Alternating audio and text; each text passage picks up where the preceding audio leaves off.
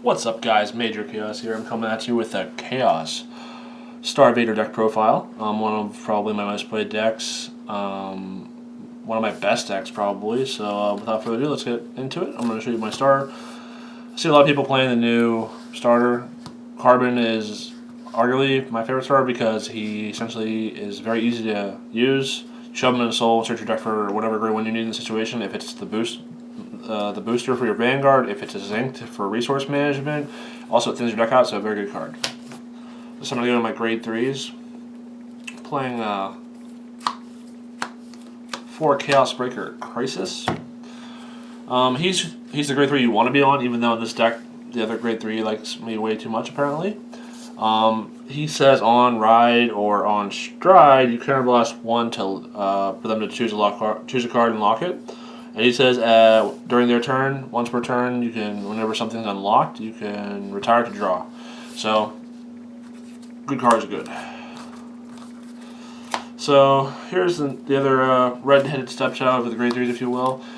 But apparently it loves me so much that I almost always see multiple copies during my games, and like none of Crisis. So, Starbaiter Close, I mean, you're pretty much playing him for the discard functionality with some of your strides and for stride fodder.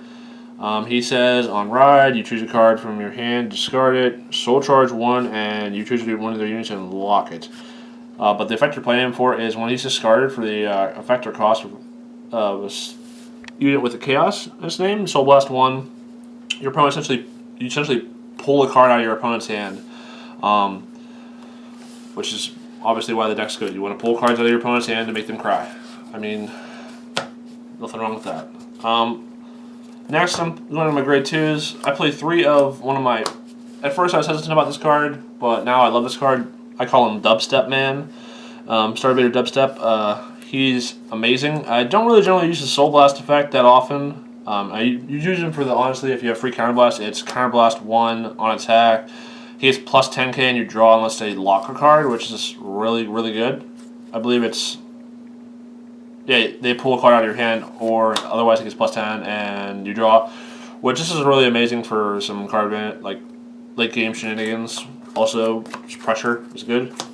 Next I'm playing, my next 3 of my grade 2 lineup is 3 Starvader Muletin. Promo card, good card. Counterblast 2. Starvaders, if you have a lock card, choose a card from your opponent's hand. Oh, your opponent chooses a card from his hand, you choose a circle, and they call it as lock.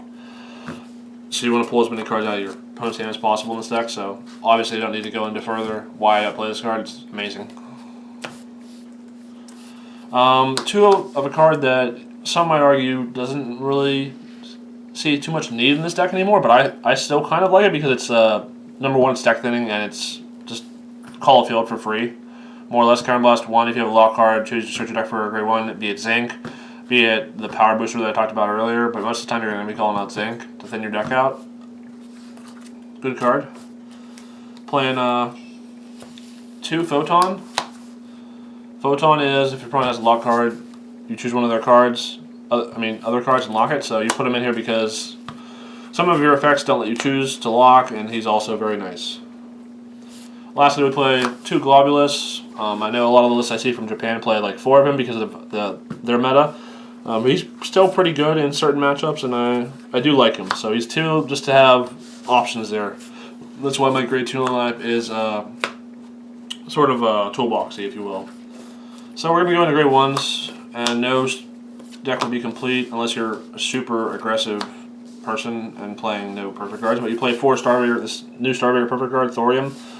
Says if your opponent has 3 or more lock cards, draw a card at end of battle. She was placed on guard circle, so perfect card's good.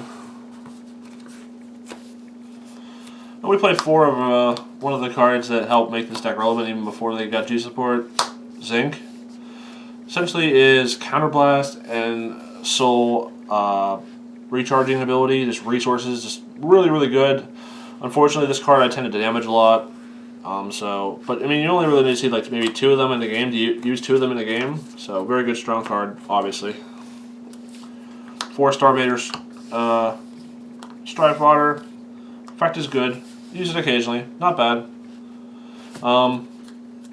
you can Soul Blast one, look at the top 7 for a Chaos unit. Sometimes it's, if you have extra soul to play with, not a bad option to use. Lastly, we'll play my one tech of. Now this since I only played 13 grade 1s, a lot of people like Voltline, which actually is very good, but I like him because when he is active, he is extra fun pressure number. So I don't want to put him behind Vanguard to essentially make like a 20, just big numbers like 37. Just more guard step. Also, the pressure of Omega locking units is very, very good. So I'm going to go into triggers and then we'll round out the G zone. So play 4 Colonel Sanders Margol clone draw trigger. And then you play 1 trial deck draw trigger because the artwork's good. 5 draws because you still want to draw in this deck, even if you have draw effects off your Vanguard. So draw triggers are good. Play 4 of the Starvader crit. Can essentially put them back to deck. And then if you are in the situation where they have a back row open and you have a lock card, they lock a back row. But more or less you play him because you can put them back in your deck if you feel like it, or if you need to like put cards back in deck late game to potentially so you can stride or attack with your Vanguard depending on the attrition matchups. I know certain matchups like Gridor is one of the matchups I play against that sometimes will run into a fatigue, which is you don't want that to happen. So then we play a cornucopia, three different critical triggers just to keep my opponent guessing so they don't know how many triggers I'm playing. Hedgehog, obviously, because it's Hedgehog. So 7 crit, and then I don't think this last card just needs no introduction. It's your standard heal trigger resource, bind 2 of them to either soul charge or counter charge. Also, artwork is really, really nice. So that's my main deck. I'm going to go into the G zone here. I play 4 Starvader Glue Ball Dragon. He's really good. He gives the front row essentially a GB3 plus 3 for every lock card, and he Soul Blasts 1 and flips a copy of himself to lock a card for every face-up unit, which I tend to not use him super early game because most times you're going to be going into a Chaos first stride. He's very good. Very, very good card if you ever have to go into him. A very good pressure card. Worth the spot. You play 4 of it because it's good. Also, why not? I play 3 Starvader Chaos Universe, the original one, because pulling cards out of their hand is fun, and he is literally one of the 2 cards you go into for first stride.